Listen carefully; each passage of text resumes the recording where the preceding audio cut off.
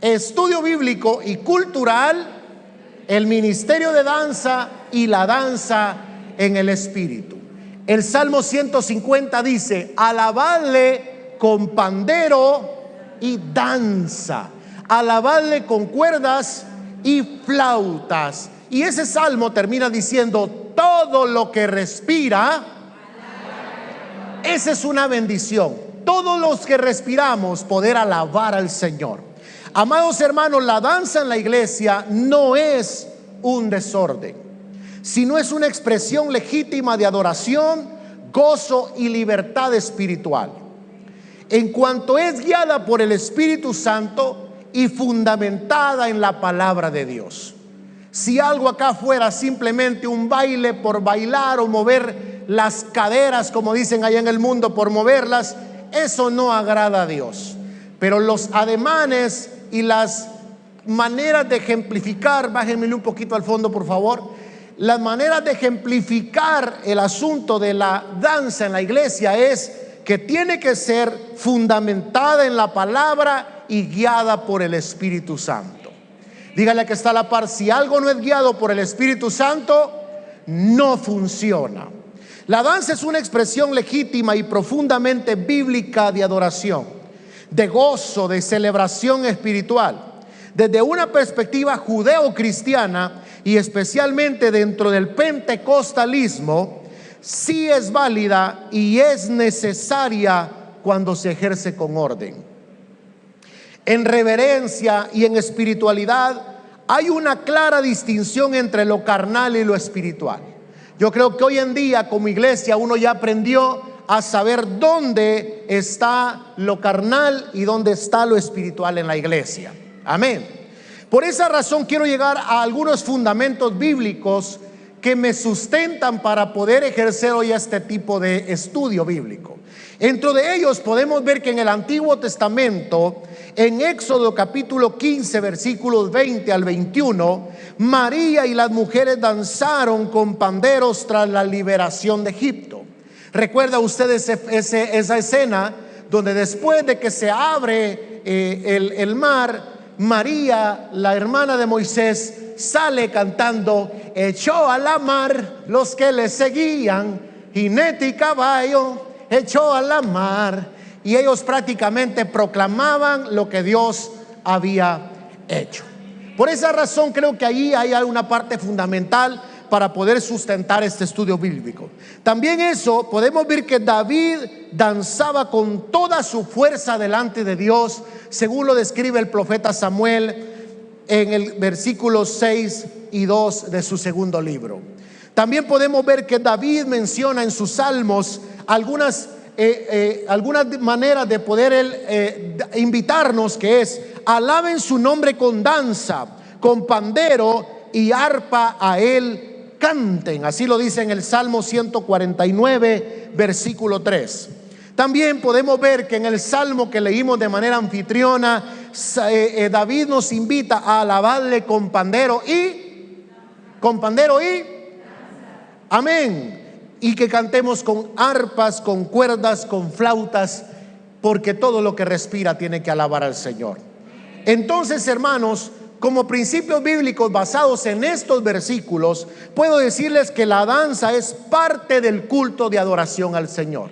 Si así no lo hubiera sido, en el pueblo de Israel no hubiera sido algo tan preciado y no apareciera dentro del texto bíblico. También puedo decirles con todo mi corazón, hermanos amados, de que la danza es una manera de poner nuestro cuerpo a glorificar a Dios. Cuando yo muevo mis manos, cuando yo muevo mis pies, cuando yo doy un grito de júbilo, cuando yo doy algún tipo de expresión, yo estoy diciéndole: Señor, todo mi ser te alaba a ti. La iglesia debería de mover sus manos cuando alaba. La iglesia debería de mover sus pies cuando alaba. La iglesia debería de tener panderos cuando alaba. Debería de tener banderas, tendría que tener una alabanza gloriosa, alegre, una alabanza llena de alegría. ¿Por qué? Porque estamos vivos gracias al Señor. Y cuando yo me alegro en el que me salvó y me dio vida, yo tengo que hacerlo con alegría. Como una iglesia pentecostal, yo puedo decirles que la danza se menciona justamente como un instrumento. Cuando el instrumento es el arpa, se tocan las cuerdas. Pero cuando el instrumento es usted y soy yo, nosotros somos instrumentos vivos que si le damos un aplauso al Señor, eso es una honra de alabanza hacia Él. ¿Cuánto le dan un aplauso al Señor fuerte?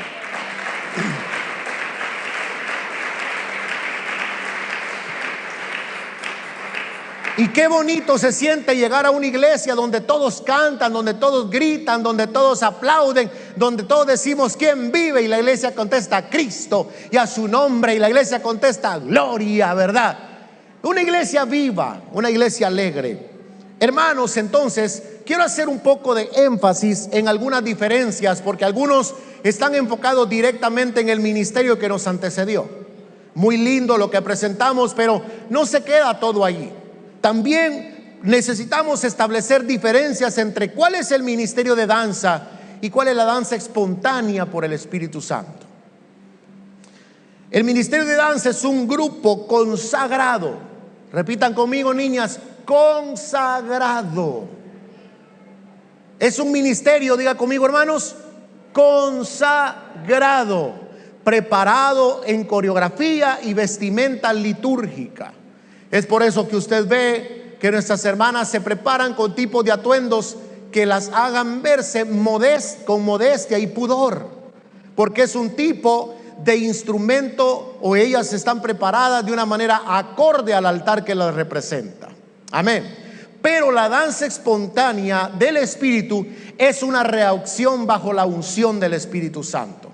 Y algunos de nosotros quizás no sabemos ni un solo paso, hermano. Pero hay momentos donde el Espíritu Santo nos llena y usted empieza a levantar las manos, usted empieza a dar vueltas y vueltas sin parar, usted empieza a danzar con alegría, usted empieza a mover sus piernas, y de repente hay algunos que es tanto el júbilo que tienen que pegan un salto y pegan un grito, y eso se lo debemos a las reacciones de que alguien tiene un acercamiento al Espíritu Santo. Sus emociones están acercándose al Espíritu Santo. Y usted va a decir, no, esas son puras emociones. Hermano, si a usted no le emociona el Espíritu Santo, no le emociona nada. A mí me emociona el Espíritu Santo. A mí me emociona el Espíritu Santo. Amén. Algunos ejemplos, por ejemplo, David danzó delante de Jehová según 2 Samuel, versículo 6:16. Pero también el cojo sanado saltaba y alababa a Dios según Hechos 3. Hermanos, ¿imagina usted un cojo después de no poder caminar correctamente? ¿Cuáles serían los saltos y los gritos que este hombre pegaría de alegría? ¿Sabe qué me dice a mí? Un corazón agradecido se nota. Un corazón agradecido se nota. Puedo hacerles una pregunta: ¿cuántos agradecidos hay acá que den un grito de júbilo? Esto es muy diferente. ¿Cuántos agradecidos hay acá que le den un aplauso fuerte al Señor?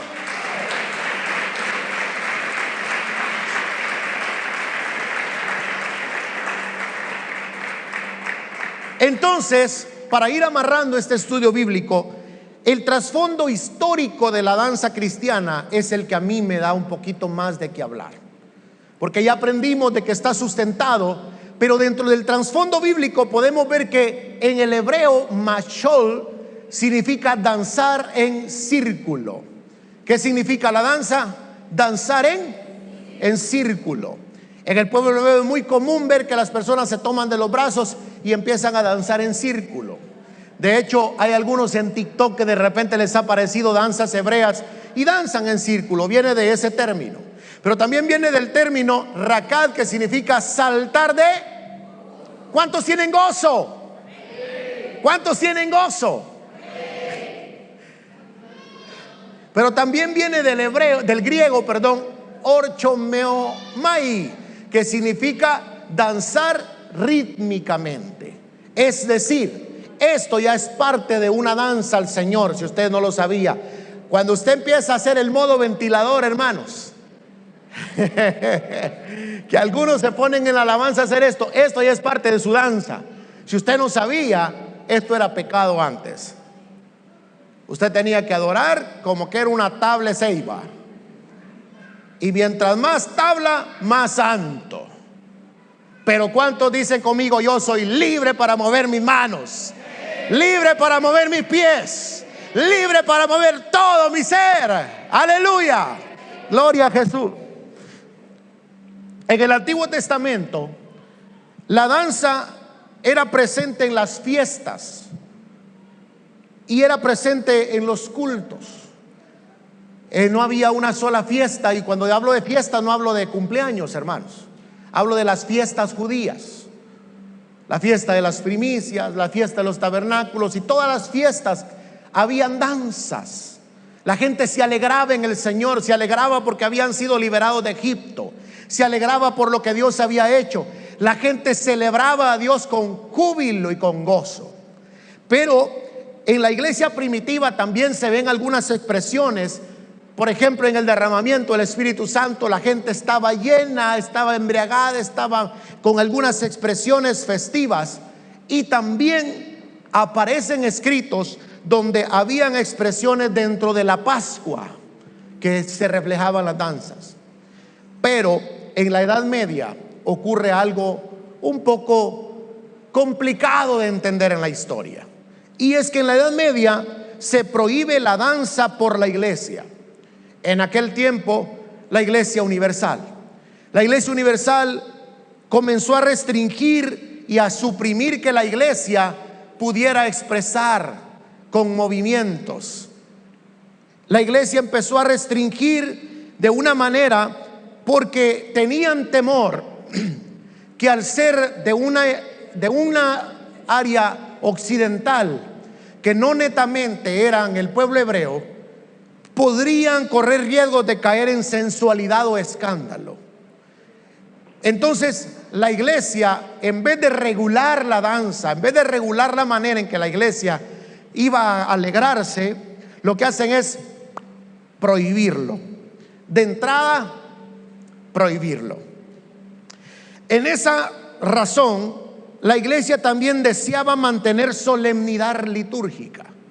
La iglesia estaba en una era donde estaba empezando lo que era el pensamiento monástico, los monjes, y todo era más de más de como reflexión. Todo está fuera del cuerpo, meditación y todas estas áreas. Y toda esa teología del monasterio no iba acorde a un culto de celebración. Por esa razón, la iglesia lo que hace es prohibir que los cultos fueran alegres. Los cultos tenían que ser solemnes porque no iba acorde a su filosofía de monjes. Hermanos amados, algunas personas se quisieron oponer a este tipo de movimientos, pero fue un poco difícil. Así que en la Reforma se elimina por completo la transición entre la celebración que había de la iglesia primitiva hacia la iglesia cristiana. En contextos entonces de la iglesia reformada o de la Reforma, esto no transiciona y lo que es la práctica del culto alegre se pierde por completo. En contextos como el calvinismo suizo, el puritanismo inglés y el protestantismo escocés, se desarrolló una visión muy estricta de lo moral, en la cual todo era basado en valores. Asimismo, toda forma de expresión corporal fue prohibida severamente, aludiendo que si alguien era cristiano tenía que ser tranquilo, y la manera de rebelarse y de decir que ya usted era mundano era que usted se fuera a bailar. ¿Se acuerdan de una época donde la gente decía: aquella ya no es cristiana porque ya la vieron bailando, aquel no es cristiano porque ya lo vieron bailando? Y fuimos etiquetando los movimientos corporales como paganos, gracias a que no fuimos transicionados a que la iglesia es libre para adorar con aplausos, con gritos de júbilo, con danza en el espíritu y todo eso. Algunas personas como Martín Lutero, aunque tenía una visión más moderada y un poquito menos rígida, no lo promovió, porque ¿de dónde lo iba a promover si no se hacía? Habían algunos opositores de la época, como el teólogo Hans Ur, que defendía la teología de que la belleza y la alegría de la alabanza es esencial para tener una experiencia con Dios. Yo no sé, hermanos, pero a mí me sería muy difícil sentir la presencia del Señor así.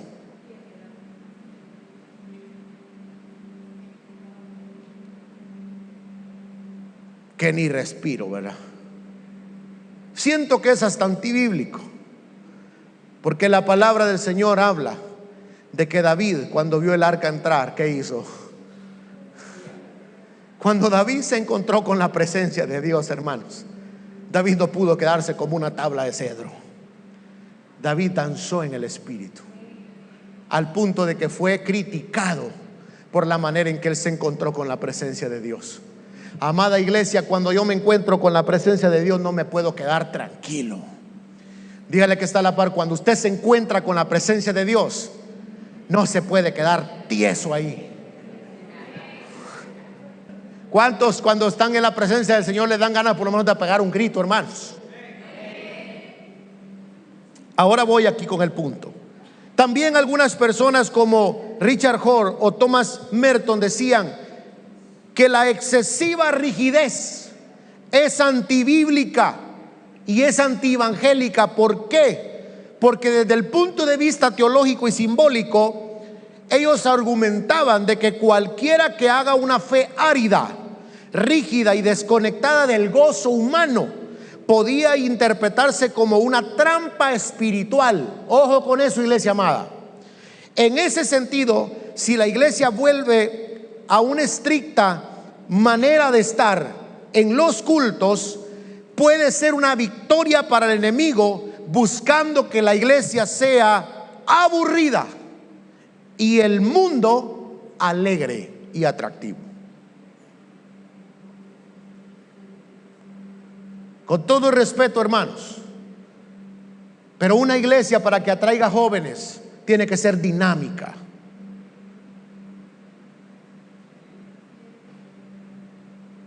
Una iglesia, para que atraiga adolescentes, tiene que ser dinámica.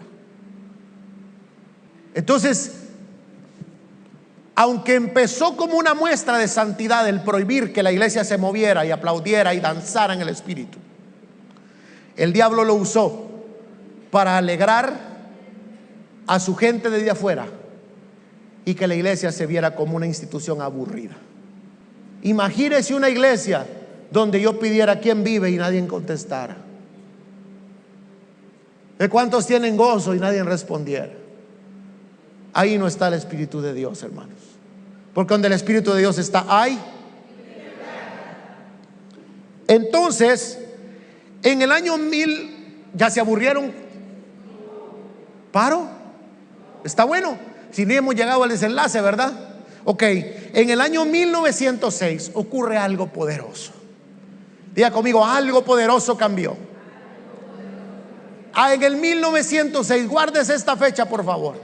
Algo poderoso cambió, porque en la calle Azusa, en Los Ángeles, había un hermano llamado William Seymour, un predicador afroamericano, influenciado por el movimiento de santidad. Ojo con eso. Movimiento de vaya. Este movimiento provocó un avivamiento fuerte en la calle Azusa, que la gente empezó a hablar en lenguas como glosolalia, y también habían profecías, visiones, sanidades, y la gente empezó a mostrar expresiones de libertad o desorden para aquellas épocas en las cuales habían danzas, risas, llantos y todo tipo de manifestaciones. Y la iglesia había experimentado un nuevo Pentecostés. La iglesia estaba de vuelta en la danza del Espíritu. La iglesia estaba de vuelta en algo que era alegre para la gente. La iglesia empezó a ver que algo estaba pasando, porque después de celebrar ortodoxias, se empieza a celebrar de una manera muy alegre para muchos. Dentro de esto, fuimos influenciados mucho por la cultura afroamericana, porque quien provocó el avivamiento o a quien vino el avivamiento era un afroamericano. Y ustedes saben que los afroamericanos sin swing no son afroamericanos. Entonces la iglesia empezó a cantar aleluya, aleluya, aleluya, aleluya, y se puso aquello bonito, y empiezan a suceder que habían personas en el coro que empezaban a cantar de una manera muy dinámica, que algunas incluso salen en algunas películas. ¿Lo sabe usted? Cuando se pone más oh, aleluya, y se ponen las hermanas aleluya. Toda esa cultura afroamericana se transfirió al nuevo mover que había. A diferencia de la tradición europea, que ellos decidieron ir por lo más rígido, los hermanos de la calle Azusa decidieron ir por la celebración, por el gozo del Señor, que es nuestra fuerza. Entonces se empieza a enseñar en este movimiento que la danza sería una ofrenda de alegría a Dios y sería un instrumento de adoración y no de pecado. Amén. Hermanos amados, ahí inicia entonces ya en la época del 1980, que es lo que algunos recuerdan, y en el 1990 a aparecer gente que de repente empezaban a hacer rollos y rollos y rollos y rollos y rollos, y ni se caían, ni se golpeaban, ni topaban uno con otro, y era una gloria tremenda en los cultos. Algunos recuerdan eso, y a algunos les encantaría volverlo a vivir. Pero ¿saben qué fue lo que cambió la historia en el 1990 y 1980? Que se comenzaron a hacer retiros juveniles donde se le daba libertad al Espíritu Santo, para que la gente, si quería danzar en el Espíritu, lo hiciera. Había gente que literalmente terminaba la música y ellos seguían hechos una licuadora.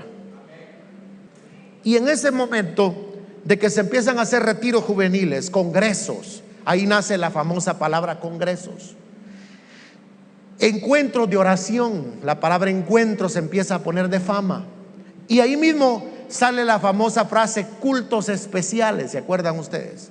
Y en los cultos especiales se empiezan a formar a grupos de señoritas que empiezan a declamar una alabanza y ya empiezan todos a hablar con ademanes, al punto de que hoy por hoy muchas de los cultos especiales que se celebran, las hermanas afroamericanas organizaban ciertos grupos de coreografía y presentaban algún tipo de motivación de música, pero queriéndole encontrar una formalidad a esto, los ministerios se organizaban para guiar la alabanza con danza espontánea y coreografías.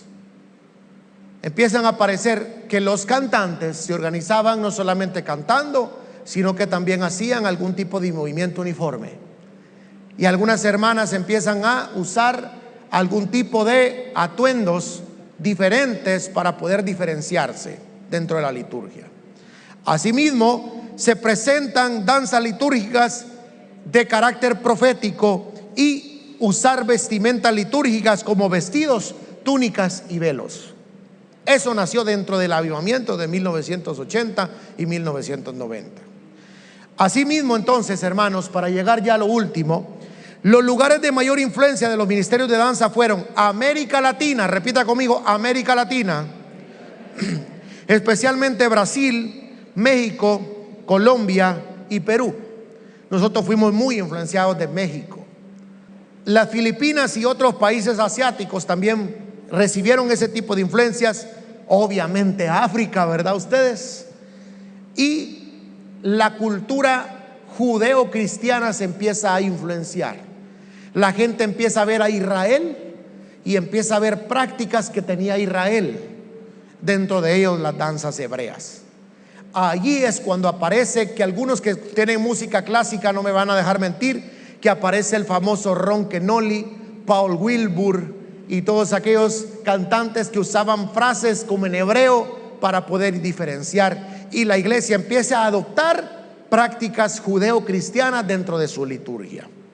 Entonces, hermanos, hoy en día la consolidación de un ministerio de danza y libertad para darle al Espíritu Santo, para que Dios deje que la iglesia se manifieste en danza, es algo muy normal, algo muy común entre nosotros. Lo que no podemos permitir es que las iglesias pentecostales o ministerios de danza, que son altamente valorados el día de hoy, caigan en libertad más allá de la que el Espíritu da. Amén. Nosotros no podemos caer en desorden basados en que somos provocados por un Espíritu Santo. Todo tiene que hacerse en orden, y si tu corazón no te reprende, mayor es Dios que tu corazón. Si usted siente que está provocando desorden, cuando usted se está pasando llevando a 7, a 8 y está quebrando 3, 4 sillas, bájele un poquito, porque eso no es de Dios. ¿Sí? Pero si usted siente que algo lo tomó, algo lo llenó, porque si el Espíritu Santo lo está llenando, déle la libertad, pero no lo haga solo por emoción. Hágalo porque usted está buscando al Espíritu Santo y el encuentro llegó y el momento llegó. Eso es lo importante. Pero no caigamos en desórdenes, ni nosotros ni las hermanas del ministerio. Siempre mantengamos la línea pentecostal. Hermanos amados, los ministerios de danza son tomados en cuenta como ministerios oficiales dentro de la iglesia hoy por hoy, al punto que se les exige, igual que a los ministerios de intercesión, de enseñanza, de música, de diaconía, a ellos también se les exige igual. De hecho, mi esposa está encargada de la parte espiritual, y yo que estoy a la par me doy cuenta que se les exige un poco el pudor, la modestia, lo de la música y un montón de cosas más que ahí pasa diciendo que tienen que cambiar y hacer. Entonces, sí se está trabajando en un ambiente de un ministerio reconocido dentro de la iglesia, que se les exige responsabilidad, y al igual que a usted. Pero a usted como iglesia también se le espera que usted tenga una expresión profética en la alabanza, hermanos. Que no sea un espectador, sino que usted se deje ministrar por la presencia del Señor cuando la música esté o cuando no esté la música, pero que usted se deje ministrar sus emociones por el Espíritu Santo, y que sea una explosión de alegría con nosotros. ¿De qué me sirve a mí cantar coros tan bonitos como: hay muchas formas de alabar tu nombre y exaltarte, oh Jehová? Hay muchas formas, pero ahora lo haré así, remolineando, remolineando. Hermano, yo soy un gran mentiroso si lo hago así. Si ya no está prohibido ser alegre, ser explosivo, muévase un poquito, que no es pecado. Tenemos que empezar a decirle: Señor, mi culto tiene que ser alegre. Amén. Mi culto tiene que ser alegre, porque es para el Señor. El propósito y llamado del ministerio de danza, y voy con ustedes un ratito, mis hijas, es que tienen que adorar a Dios corporalmente, como lo dice el Salmo 30:11. Convertiste mi duelo en danza, y me quitaste el sayal y me ceñiste de alegría. Tienen que ministrar al pueblo a través de un arte profético. Es decir, si lo que danzan no nos ministra en nada la letra, quítenlo. Porque no queremos escuchar un mensaje que solo me diga: baila, grita, brinca y goza y retosa. Queremos escuchar las grandezas que Dios hace a través de lo que ustedes hacen. Amén. ¿Se dan cuenta? ¿Cuántos rechazan al ministerio de danza? ¿Cuántos lo bendicen? Ese es el punto. Entonces, queremos siempre, porque siempre lo han hecho, oír letras que nos hagan entender lo que Dios hace y lo que hará. Asimismo, queremos invitarles a que profeticen mediante los movimientos simbólicos. Así como el profeta Ezequiel en un momento se acuesta por muchos días como símbolo del pecado de Israel y Judá. Es decir, cada movimiento que ustedes hacen, que no sea por competir entre ustedes quién lo hace mejor, ni porque usted en la iglesia los vaya a ver hermosas haciendo los ademanes, sino porque lo que están haciendo, si van a mover una mano, que esa mano proféticamente anuncia la victoria de Dios sobre el pueblo de Dios. Cada movimiento tiene que profetizar algo en la iglesia. Asimismo, tienen que interceder cuando están ahí. Interceder para que la iglesia que entre al gozo, entre a la alegría y entre al regocijo que ustedes mismas muestran. Amén. Entonces, el profeta Joel tiene algo ahí que me gustó mucho. Dice: y después de esto derramaré mi espíritu sobre toda carne, y vuestros hijos, y ahí hablo con ustedes, muchos de sus hijas, hermanos, están ahí profetizando a través de la alabanza. Y quiero explicar con todo mi corazón, quiero agradecer a las madres que ni un viernes y ni un sábado se han negado a poder formar a estas niñas. Ahora voy a partir de acá y voy a pasar a toda la iglesia nuevamente. ¿Cuál es el papel de la iglesia hoy en la danza? La iglesia debe reconocer, hermanos, que debe restaurarse la danza como expresión del espíritu y no como desorden. Es decir, si usted siente en su corazón hacer algún movimiento, siéntase en libertad, siempre y cuando el Espíritu Santo lo esté llenando. Como iglesia tenemos que formar y respaldar que la libertad del Espíritu Santo en los cultos debe ser algo normal. Es decir, no tengo que estar criticando si a la par mía hay un hermano haciendo así como que es modo ventilador. Si a mí no me gusta, es gusto. Pero tampoco tengo que mandar al infierno al otro que está en un momento intentando hacer algo para el Señor. Si a mí no me gusta, lo respeto, pero tampoco condeno lo que yo no entiendo. Amén.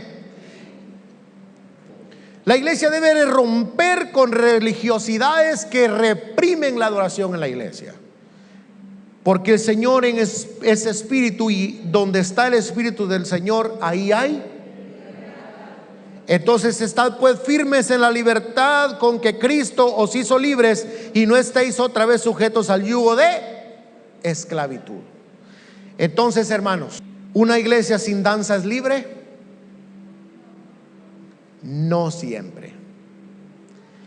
La presión social de una iglesia religiosa disfrazada de santidad es más peligrosa que una iglesia que refleja la alegría del Señor. Una iglesia que reprime la danza sin base bíblica, solo porque se lo contaron, solo porque se lo dijeron, solo porque así lo decía mi papá, solo porque así lo decía mi abuela. Tengamos cuidado, porque estamos cayendo en opresión espiritual solo porque así lo decían otros, sin base. Una iglesia sin gozo visible, hermanos amados, una iglesia sin celebración es una iglesia seca. Y la verdadera libertad no es desorden. La verdadera libertad es sentir que no hay un peso religioso sobre mí, sino que yo puedo alabar a mi Señor por sus proezas, por su presencia. Entonces, hermanos, ser una iglesia viva es permitir que el Espíritu Santo se manifieste con libertad. Como mensaje final, entonces, la danza, repita conmigo, la danza es bíblica, histórica y espiritual. No es show, es adoración. No es desorden, es libertad en el Espíritu. ¿Cuántos coinciden con eso? Si usted no danza, ¿no entrará al reino de los cielos? No, mis amados hermanos. No puedo yo decirle que usted, si usted no danza, se va para el infierno. No empecemos por ahí. Si usted no danza, no tenga ningún problema. Si en su manera y concepción está el que no quiere moverse ni un ratito, no se mueva. No va a perder su salvación por eso, pero sí la va a perder si yo me estoy gozando en el Espíritu y usted me está bajando el cuero a mí mientras yo me estoy gozando.